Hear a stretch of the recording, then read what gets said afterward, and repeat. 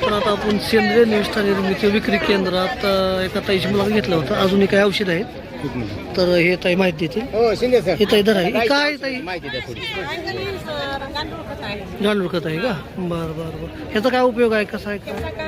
आपल्या शेताला पेरल्यानंतर आपली जमीन भुसभुशीत होते आणि पडलेलं पावसाचं पाणी जमिनीत मुरतंय आणि आपल्या ती एवढे मोठे महागाचे खताची पोते आणतो, ती पाणी पाऊस पडल्यानंतर पाणी वाहून जाते आणि आपल्या जमिनीत हे आपलं का नाही भुसभुशीत करते आणि शेतकरी कर्जबाजारी होतो आणि हे लक्षात आपल्याकडेच आहे पण आपल्या लक्षात बसत नाही.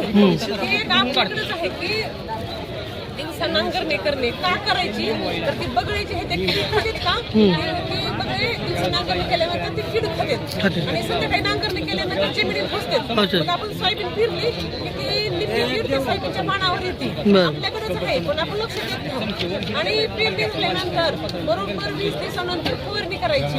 हे आमच्याकडे म्हणजे जैविक पद्धतीची औषध आहेत, तर ती पूर्ण म्हणजे 12 वनस्पतीचा पाला गोमूत्रामध्ये भिजत ठेवलेला असते. 21 दिवसाने तयार होतात. ती एका पंपाला 1 लिटर टाकायचं आणि फवारणी करायची आणि फवारणीवर खर्च वाचतो.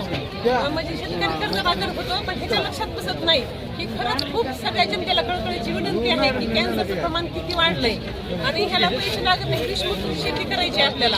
आपण पैसे देतो बाजारात औषध आणता फवारणी करता पटकन बाजूला होतो. आपल्या शरीरात किती भरभरून राहते खूप महत्वाचं आहे.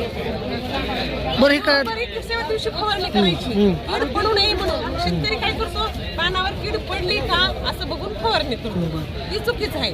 पण आता याच्यामध्ये कुठल्या कुठल्या वनस्पतीचा पाला आपण त्याच्यामध्ये कडुलिंबाचा आहे, टणटणी आहे आणि हे आहे सीताफळीचा आहे, परत निरगुड आहे, महानंदी आहे, धोत्र आहे.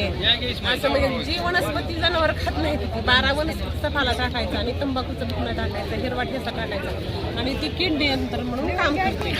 बरं हे ताई, ही कसं किती एकरला किती टाकायचं म्हणलं खाते खाल तुम्ही आता तुझी माहिती दिली का? हे हे तुमच्या हातात आहे. हे गांडूळ खत. गांडूळ खत एका एकरला म्हणजे कसं आपण कसं ते ह्याचं 1 पोतं पेरतो, 2 पोती 1 क्विंटलवर असतं.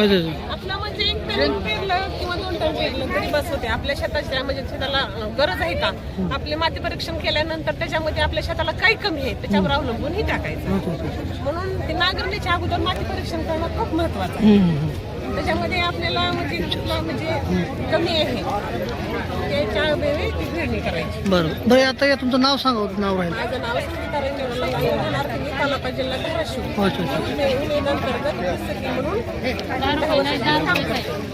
बरं ताई, ह्याचा काय उपयोग? ही काही काय आहे? डिकंपोजर आहे. आपण काडी कचरा पेटवतो.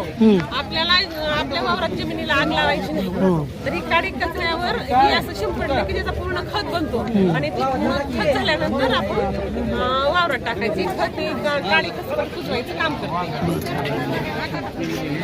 चलतं. धन्यवाद.